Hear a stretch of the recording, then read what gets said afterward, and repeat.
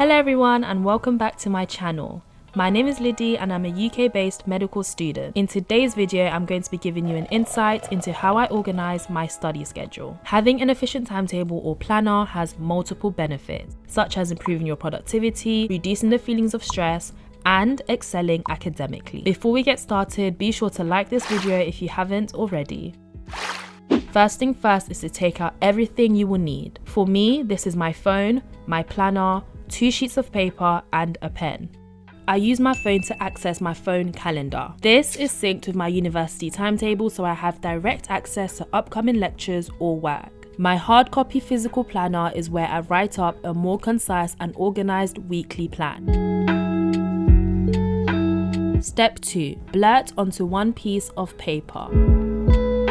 Using your rough piece of paper and pen, divide the paper very roughly into a Monday to Sunday schedule with morning, afternoon and evening on the left hand side. This will be where you blot or jot down everything you have coming up in a very rough way. And when I say everything, I mean everything. This includes your mandatory tasks like having to go to school or handing in a piece of homework, your non-negotiables, your hobbies, your social commitments, etc. I suggest that you start filling in things with timings, how long they'll take, and exactly what the task is as accurately as you can. Keep spatial awareness in the back of your mind as you jot down these things on your paper so that you can have everything all in one page in a concise way. This is definitely not the final product and it's definitely not meant to look pretty either. It will simply allow you to have an initial overview of your week. Where many go wrong with creating efficient timetables you can stick to is leaving it in this state that lacks clarity and precision.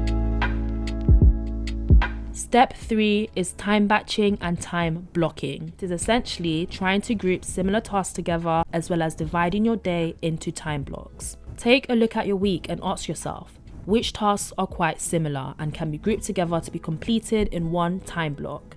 Which time blocks require the highest concentration levels and should therefore be placed in the morning when I'm fully focused? This is when we take the second piece of paper. This is your chance to make a good judgment, be flexible and make your timetable personal to you.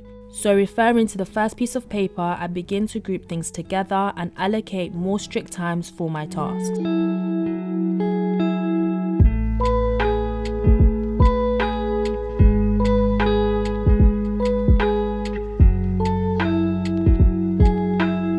Instead of using 2 pieces of paper for this, I usually use Notability on my iPad. Any doodling app that allows you to move things around would be great for steps 2 and 3 if you're trying to avoid wasting paper.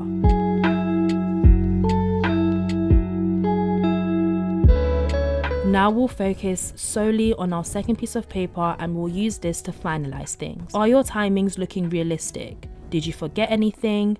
How is your week looking? Can you handle everything you have planned to do this week, or do you have to move 1 or 2 things into next week? Verify what you have written and make a few more changes if need be. We want to finalize this as your timetable for the week ahead. This is a rough piece of paper, so feel free to scribble, draw arrows and swap things around. Some may think it is completely unnecessary to initially write things on a rough piece of paper, but having a timetable with loads of scribbles and changes can be super confusing and can also leave you feeling overwhelmed, which is the last thing you want, as you will start avoiding your planner and the chances of you sticking to this routine will go straight out of the window.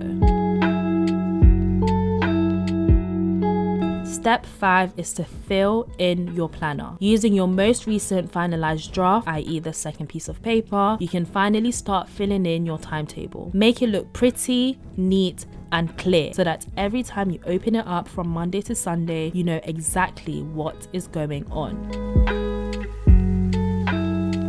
While I swear by planners and organisation, sometimes life can be unexpected and you may need to make some drastic changes and scribble things out.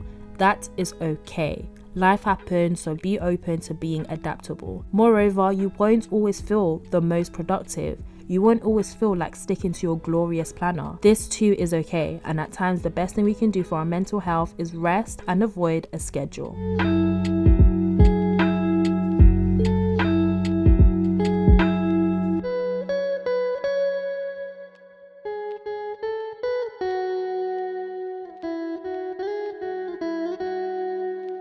and I'm done. This is how I organize my studies and my life on a weekly basis. Thank you all so much for watching this video. I really hope that you found this video useful. Don't forget to subscribe to Journey to Med, and I'll see you guys for a new video next time. Bye.